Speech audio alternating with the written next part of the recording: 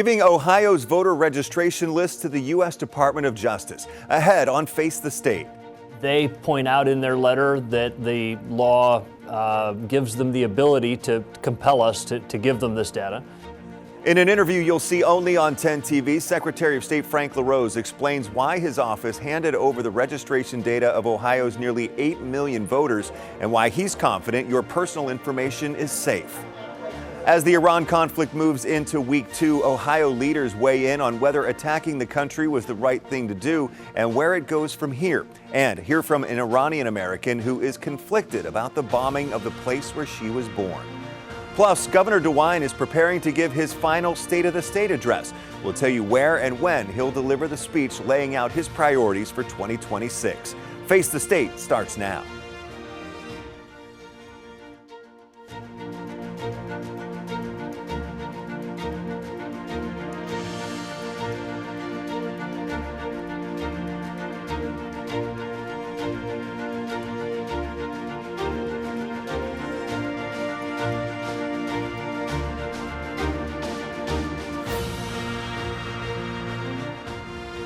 Thanks for joining us for Face the State. I'm Doug Petcash.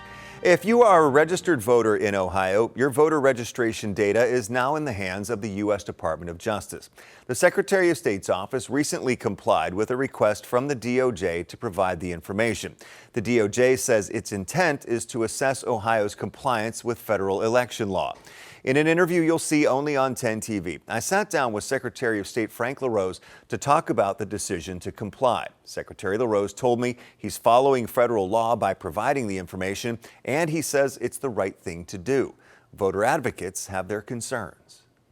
In a letter dated February 13th, Ohio Secretary of State Frank LaRose notified the U.S. Department of Justice that his office was providing the DOJ with the voter registration data of Ohio's nearly 8 million voters. Ohio's voter registration. In an interview you'll see only on 10 TV, LaRose says the move complies with federal law, specifically the Voting Rights Act and National Voter Registration Act. A part of that, it says very plainly in there that states must make available for inspection to the Attorney General or anybody else enforcing the law what those records are. LaRose says the Department of Justice is suing states that don't comply.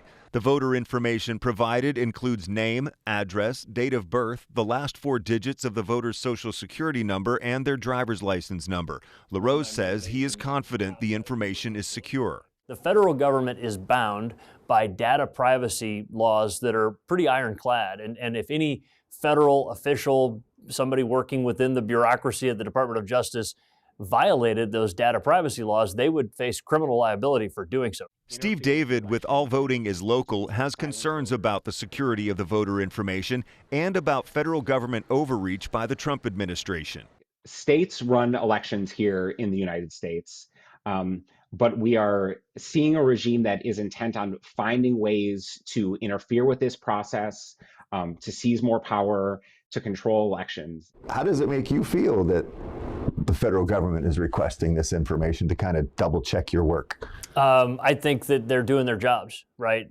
They're doing their jobs under the Help America Vote Act and under the National Voter Registration Act to make sure, instead of me just telling them, right, to make sure. It's that whole trust but verify thing. Democratic State Representative Allison Russo, who is running for Secretary of State, released a statement saying, in part, when Ohioans are required to provide private personal information to participate in our democracy, they deserve absolute confidence that their data will be protected.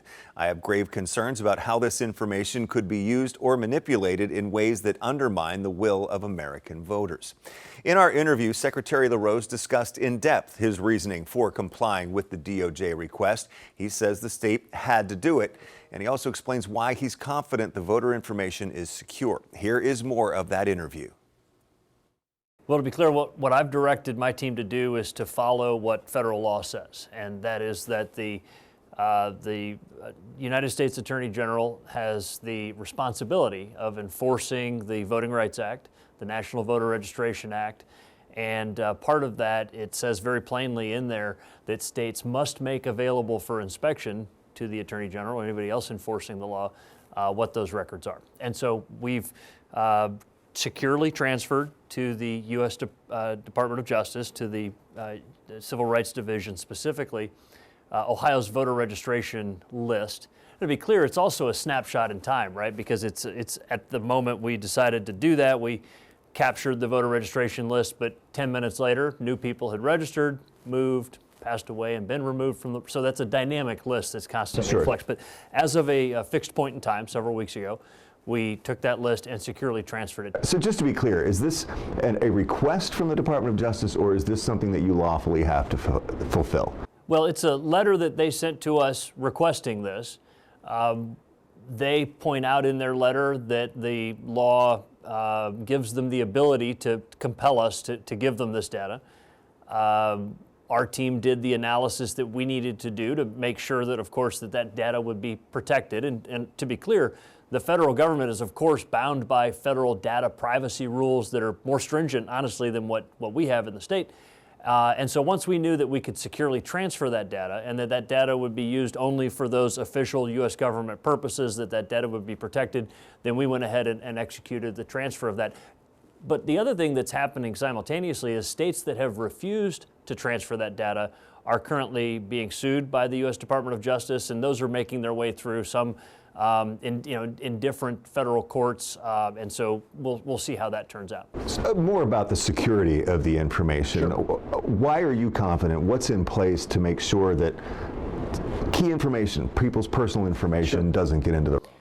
Well, again, let's remember that the U.S. government is the organization that creates Social Security numbers in the first place, right? So they're the originator of that. When it comes to something like a state driver's license number, obviously that's a state data piece, but there are already multiple data sharing agreements in place where the Ohio BMV shares with the federal government state driver's license numbers and with other states, right? So the federal government is bound by data privacy laws that are pretty ironclad. And if any federal official, somebody working within the bureaucracy of the Department of Justice, violated those data privacy laws, they would face criminal liability for doing so. It's very clear that the U.S. Department of Justice knows how to handle sensitive information. That's really what they do for a living on a daily basis. And you conferred with the State Attorney General's office, I believe, about this transfer of information. What guidance did you get from them? Again, really just to look at what the state law says and to make sure that there's an understanding in place about the protection of that data.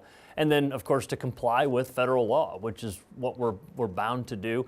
And it's also the right thing to do, right? I want to actually say, thank you to the U.S. Attorney General, to the Deputy Attorney General, Harmeet Dillon, over Civil Rights Division, for taking this responsibility seriously. The National Voter Registration Act, the Help America Vote Act, are decades old. It's kind of shocking to me that previous attorneys general, previous directors or assistant attorneys general over the Civil Rights Division didn't exercise the authority that they had to inspect voter rolls. And what they're going to find is that many states are not taking that responsibility as seriously as Ohio does to maintain the accuracy of their rolls. And we know why. It's become maybe politically, treacherous for particularly my Democratic counterparts. They don't want to be accused of purging the voter rolls or what have you. Well, listen, I purge dead people and non-citizens and those that move out of state and those under Ohio law that become inactive for 6 years. We remove those from the voter rolls, as we should. That's not controversial. That's my job. And when they inspect our voter rolls and other states, again, what they're going to find is that Ohio is really the gold standard. Doesn't mean it's perfect. No database with nearly 8 million registered voters in it is going to be perfect, but Ohio's is better than I would put us up against any other state in the country. You do always say that Ohio is the gold standard. You say that here, it's easy to vote and hard to cheat. Amen. I guess so. As someone who takes a lot of pride in Ohio's election system, its integrity, its security, how does it make you feel that the federal government is requesting this information to kind of double check your work? I think that they're doing their jobs, right? They're doing their jobs under the Help America Vote Act and under the National Voter Registration Act to make sure, instead of me just telling them, right, to make sure. It's that whole trust but verify thing. And again, I think what you're going to find is that when you compare Ohio to other states, you're going to find that other states need to follow Ohio's example. So just to be clear, why does the DOJ want this information? Well, I'm not going to speak for the Attorney General, the U.S. Attorney General, or for the Assistant Attorney General over civil rights, But in the plain text of the letter they sent me, they have concern that other states are not maintaining their voter rolls as accurately as they should. And again, it is a requirement. It's not a suggestion. Doug, it's not like a, hey, if you get the time to do it. It is a requirement under federal law that states maintain accurate voter rolls. We've put a lot of work into doing that. I believe, and I think that based on the letters that I've seen and the public pronouncements that I've seen, that there is concern at the U.S. Department of Justice that other states aren't following the federal law and doing the difficult work of removing deceased, removing non-citizens, maintaining the accuracy of their voter rolls. And again, I'm not going to speculate on why other states aren't doing that, but one reason is that it's really hard. It's really difficult work, but we're doing it here in Ohio. LaRose also said much voter information is already publicly available data, such as name, address, date of birth, and party affiliation if you're registered with a political party. I also asked the secretary what happens now. He says they'll wait and see what the DOJ says. If the DOJ has any concerns about the information provided, he says the two parties will have a discussion. But he says as of right now, it was a transaction. The DOJ requested the list and the state provided it. Still ahead on Face the State, state and federal leaders share their stances on the conflict with Iran. Was attacking the country necessary? Plus, the Jewish community in Central Ohio is playing it safe and beefing up security at their buildings around the area. And promoting and supporting the heart of it all. That's the goal of a new program proposed at the State House, how you could get a pass to visit some of the Buckeye State's awesome attractions.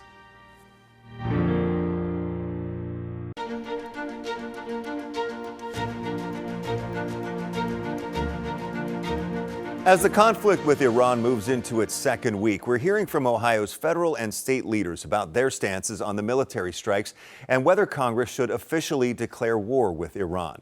Last week, the U.S. Senate and House rejected a war powers resolution to block President Trump from using further military force against Iran. Democrats argue the power to declare war rests with Congress, and the president should have sought congressional approval before striking Iran. In the Senate, the resolution failed by a vote of 47 to 53, mostly along party lines. Senator John Husted told me he believes the president has the constitutional authority to conduct the current military operations. It's my hope that it will be brief and successful. That's what I think we all hope. So far, the American military has conducted the conflict in Iran with great precision and lethalness, continuing to take out their ability to make war, to harm their neighbors, to harm American interests as they have for the last 47 years. I mean, essentially, Iran has had a low-level war going against America for that entire period for 47 years. And now we have the ability to prevent them from making war, prevent them from making a nuclear weapon, and give the people of Iran a chance at living in freedom. And the coming days, though, will tell us more so that we can make sound decisions about the pathway forward. That was my next question, is what do you see as the exit strategy here? Well, there is a primary focus is diminish Iran's ability to make war and build a nuclear weapon. That's the primary goal that I see for America in this situation. Now, I think that once you do that, you have some level of responsibility of trying to make sure that there is stability going forward. I do not mean that that means America should have boots on the ground or any presence there, but helping to support the people who want freedom, who want peace, who want to work with America and their neighbors in the Middle East, whether that be Israeli or Arab nations. We need to make sure that we're supporting those efforts. But I don't want America to have any long-term presence in Iran. I don't want boots on the ground there. That would be something that would be of concern to me. I also asked Senator Bernie Moreno where he stands on a congressional declaration of war. He says he does not support that under the circumstances. This is not a long, dragged out, endless war like what we saw in Iraq and Afghanistan. This is about a clear mission to absolutely decapitate Iran's ability to unleash chaos all over the world with their nuclear program, with their ballistic missiles, with their Navy, and of course, underlying all that is their industrial infrastructure. We're well on our way to accomplishing that mission, and I hope this ends very, very quickly. And by the way, just to be clear, here's how it ends. Iran puts down its weapons, abandons its nuclear ambitions, stops funding terrorism all over the world, and they can be part of a peaceful world order. And I think that's what we all want. Obviously, let me just say this, grieve deeply for the 6 soldiers that died. Their families must be going through absolute terror, understanding what just happened. And I hope all of us rally and pray for our troops that are there, that no more injuries or deaths occur.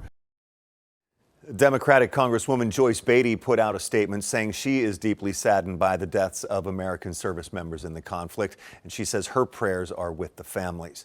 In an earlier statement, she said Donald Trump was required to seek congressional approval before striking Iran, but he didn't. Now his reckless actions have put American troops in danger, leaving them vulnerable to retaliation. The safety of Americans must come first. Congress must quickly vote on the War Powers Resolution to ensure American service members are removed from harm's way and to keep America out of another war in the Middle East. I am praying for the safety of our brave American service members abroad. Governor Mike DeWine says the men and women at Wright-Patterson Air Force Base always play a role in conflicts like this, and Ohio servicemen and women are deployed all over the world. He says he doesn't have any specific information on that, but he prays for them all and all of our troops. He was asked if Ohioans should be concerned about counterattacks here in our state. You know, I don't know what the odds are of that. You know, we worry, we always worry about that. We also worry about kind of the lone wolf person who gets inspired to go do something. So these are things that we always are concerned about. And, you know, the authorities, you know, are always focused on that. Last weekend we made some special, I won't go into the details, but we did some things to protect some sites that we thought and locations that we thought might be most vulnerable last weekend. An Iranian woman who is now a U.S. citizen owns Charmy's Market here in Columbus. She says she feels conflicted over the conflict with her former home country. As 10 TV's Kevin Landers reports, she says the future of Iran remains unclear to her. We have some like Persian appetizers. Far away from her former home of Tehran, Iran. Hi, I can take you here. 44-year-old Sharia Boyagan is left to wonder if she will ever be able to return to the country she left at 32 years old. Did I want to U.S. and Israel attack Iran? Of course not. That's not the decision they should have made. But it was another option, I'm not sure. Boyagan fled with her partner not out of choice, but because she says she was threatened. We are gay, and being gay is illegal in Iran, obviously. She says life under the Ayatollah Ali Khomeini meant no drinking, certain types of clothing was banned, certain books required government approval. Before you go to your class, there is a line of the kids. Before you go to class, every kid has to say death to America, death to Israel. And that's your routine, morning routine, every single day. Despite that, she says, she remains conflicted about the death of the supreme leader. Am I happy about Ayatollah is gone? Of course I am, but I'm more concerned and scared and sad than being happy right now, because it's like a mixed feeling. There are a moment I am happy, yes, if there is a hope the government's gonna go, but there are also a moment I am like, with what price? Today, she runs a market that's thriving, and she's living the life she says she dreamed of. But more than 6,000 miles away, she worries about the family she left behind and wonders what Iran's future will be. I would love to see everybody can be who they are, and whatever belief and religion believe, they can live in the same country and be peacefully. And that was Kevin Landers reporting. Boyagan and her partner became U.S. citizens in 2020. The group Jewish Columbus says they are offering prayers for the safety of American service members deployed to the Middle East and the Israel Defense Forces. They're also keeping an eye out for any potential security threats here. Their head of security says he has no information of any at this time, but they're playing it safe and increasing security at their buildings across the area. What's your message to the Jewish community here in Central Ohio? That we are alert, we are on guard, We are at a high level of readiness. We have state-of-the-art technology as one layer of security for our institutions. We have armed security as another layer of that. And then we have all our coordination with our law enforcement partners. Jewish Columbus Chief Security Officer Michael Higgins says they coordinate with local law enforcement, the FBI, and Homeland Security to make sure they have the appropriate safety measures in place. He says they usually have armed security at their facilities, but they've increased that to any time they have personnel inside a synagogue, school, community center, or other facility. Jewish Columbus says they constantly assess and adjust to protect their community. The Jewish Columbus community is in a safe space right now, and Jewish Columbus is ensuring that it remains that way. There are no direct threats to the Jewish community, but we are remaining vigilant, and we will just see what happens next. Higgins says they also checked on members of the Columbus Jewish community who are visiting Israel right now. He says they made contact and got assurances that they are safe. Jewish Columbus also put out a statement saying, "We stand in solidarity with the Iranian people. The people of Iran are not the regime. They deserve dignity, opportunity, and a government that respects fundamental human rights." Still ahead on Face the State, Ohio has many beautiful, historic, cultural, and educational places to visit. A newly proposed tourism pass program could make it easier for families to enjoy the heart of it all and support the tourism industry in the Buckeye State. I'll explain coming up next.